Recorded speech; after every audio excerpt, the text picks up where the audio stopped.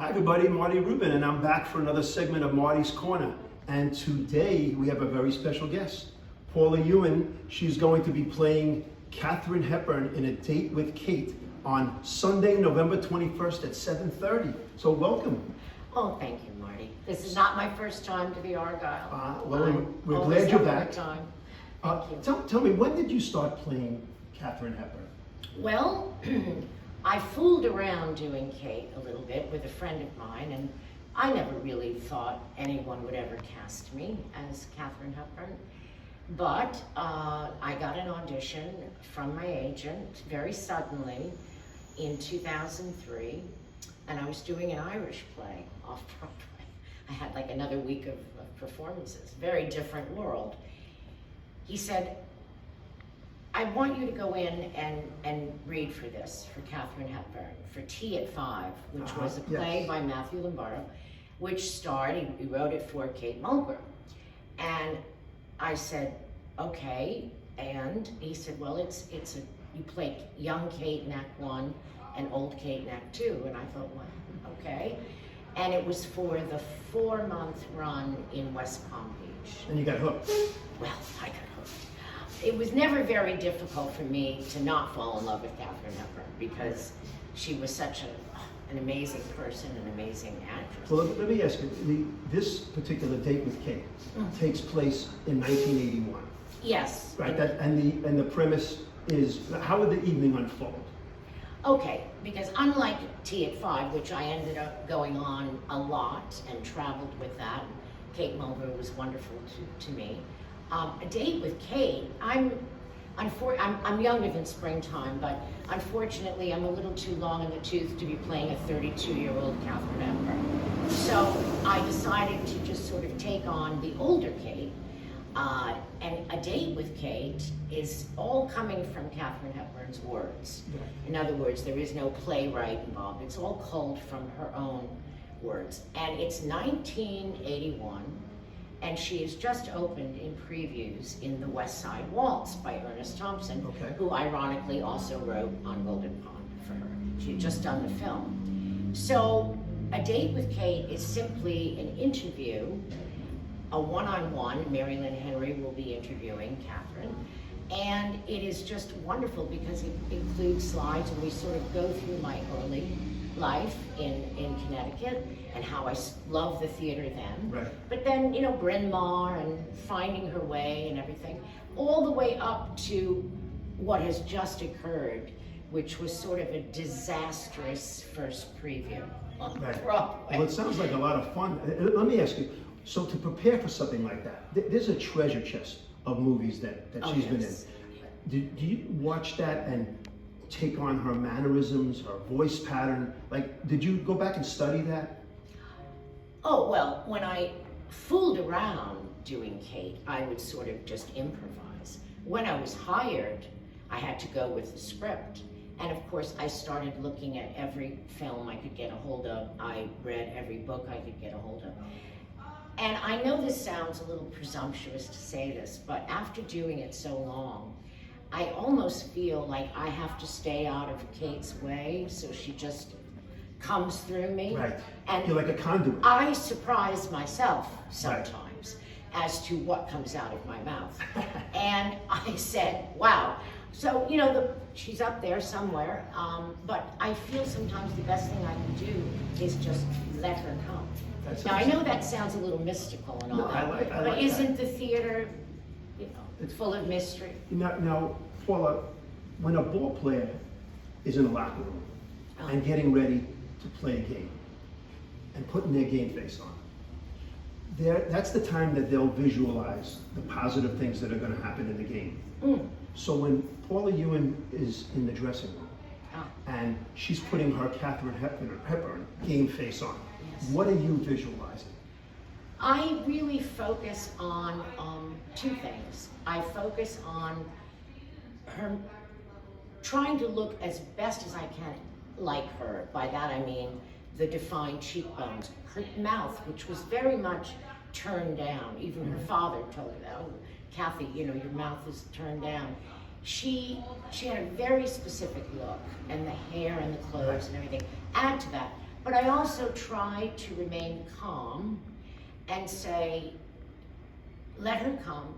You know what you're doing. Right. You've studied enough of her, you've performed. You know, when you do a one-person show and it's an hour on stage, That's Act a lot. 1, That's a lot. and an hour Act 2, and at intermission, you have to go from 32 years to like 76 years. You don't even have time to say, do I have to go to the bathroom? If you don't have to go to the bathroom, you don't have time to go. You don't have time to think about it. So it really, I hate to say this, but it does separate, say, maybe the amateurs from the more professional people, because Sure, you have to have nerves of steel Right. to be out there. What do you want, you know, when you're in the dressing room getting ready to Oh, play yeah. her, Yeah. okay? What do you want the audience to take away from a date with Kate?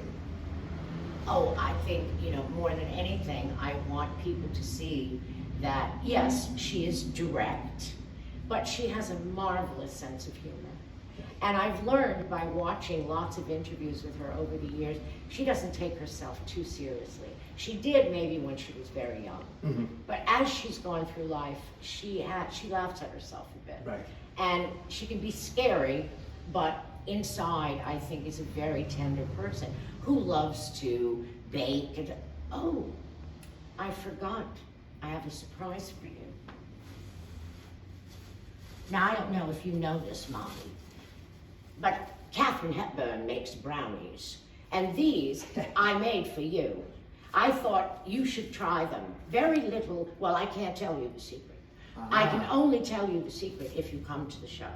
You'll learn about I'm definitely coming to the Kate's show. brownie recipe at a date with Kate. But for now, I brought you a sample. That is so nice of you, and I feel like Katharine Hepburn gave me the Well, brownies. here I am. You see, she comes. Well, is there anything, if we can Special? peel back the curtain, so to speak, Oh. where can we go? Come with me, Marty. Hello, Marty. It's Paula Ewin, transforming into Katharine Hepburn. Welcome to my dressing room. This is Peter Fogel. Now, you are lucky. I just finished my makeup, and of course, I will finesse it.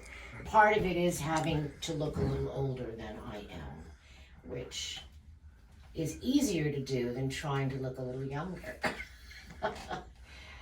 Peter has designed a fantastic wig for me, and that is very important to the Kate Hepburn look, of course, as is her lips, her mouth, her makeup, how she is aging.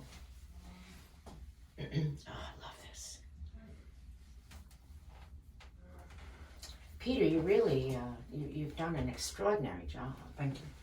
And this is really very special. I think we've decided that we're going to put just a little more gray on the side, since I am 74, Katharine is 74 at this point in time.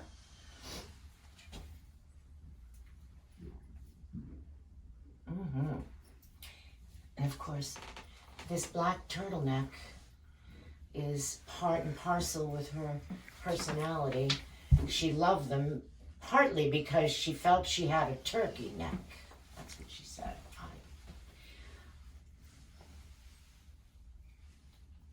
Wonderful.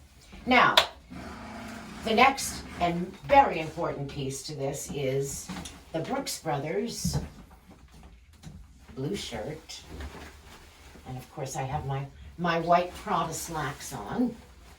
Kate loved wearing oversized clothes, very important, comfortable, and the absolute cherry on top of the sundae, literally, is Spencer's red sweater. Oh, she had to have that. I think there are very few photographs of her without a sweater over her shoulder, and I think many of them were Spencer's. Well, Peter, I think we've done jolly well. What's missing? What are we missing? I think I know. The voice.